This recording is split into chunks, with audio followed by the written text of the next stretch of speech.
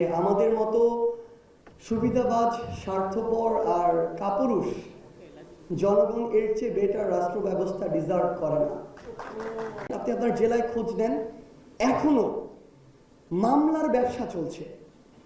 আপনি জেলাগুলোতে যান, আমাদের কাছে খবর আসে একটা মামলা দেওয়া হয় যেই মানুষটির ওই নির্দিষ্ট মামলায় কোনো সংশ্লিষ্টতা নেই, 200 জনকে আসামি করা হয়।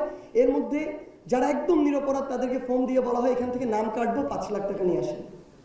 মানে এই যে একটা মামলার ব্যবসা শুরু হয়েছে, এই জিনিসটি কারা করছে? আমি, আপনি, আমাদের মতো মানুষগুলো। দেশের প্রত্যেকটি সিস্টেম, এটা একটা জাস্ট উদাহরণ ছিল। আমরা আজকে আমাদের জায়গা থেকে বলছি দ্রব্যমূল্যের ঊর্ধ্বগতি, এই সরকার টোটালি ব্যর্থ। আমরা আমাদের জায়গা থেকে সরকার কিংবা যারা এখানে রয়েছে, মানে যারা এই নীতি নির্ধারক পর্যায়ে রয়েছে, তারা কেউ আসলে সাধু সন্ন্যাসী কেউই না, কেউই ফেরেশতা না।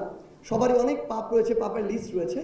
বাট সমস্যাটা হচ্ছে আমরা না আমাদের প্রত্যেকের জায়গা থেকে প্রচণ্ড সুবিধাবাজ, প্রচণ্ড স্বার্থপর। আমরা এই দায়গুলো অন্যকে চাপিয়ে দিই। আমাকে একজন মানুষ এসে বলে সে নাকি কাজী হতে চায়, তার জন্য একটু সুপারিশ করে দিতে।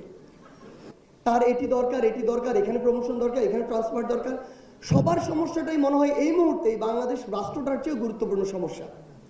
সো এই জায়গা থেকে এই অল্প ছোট্ট এই সংগ্রামের সময়ে আমার জায়গা থেকে আমার যেটি মনে হয়েছে, শেখ হাসিনা তো একটা ফ্যাসিস্ট রাষ্ট্র ব্যবস্থা তৈরি করেছে, কিন্তু এই ফ্যাসিস্ট রাষ্ট্র ব্যবস্থা কি অটোমেটিক চলেছে? অটোমেটিক চলেনি।